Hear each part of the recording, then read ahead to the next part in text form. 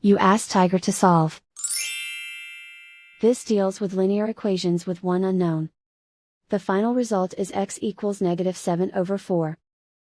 Let's solve it step by step. Simplify the expression. Group like terms. Simplify the arithmetic.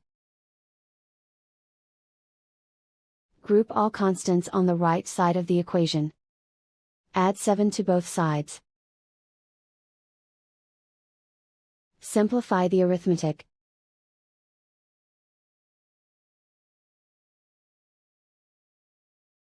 Isolate the x.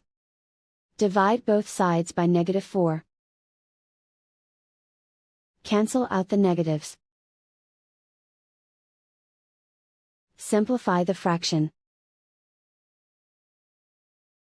Move the negative sign from the denominator to the numerator. And so the final result is x equals -7/4.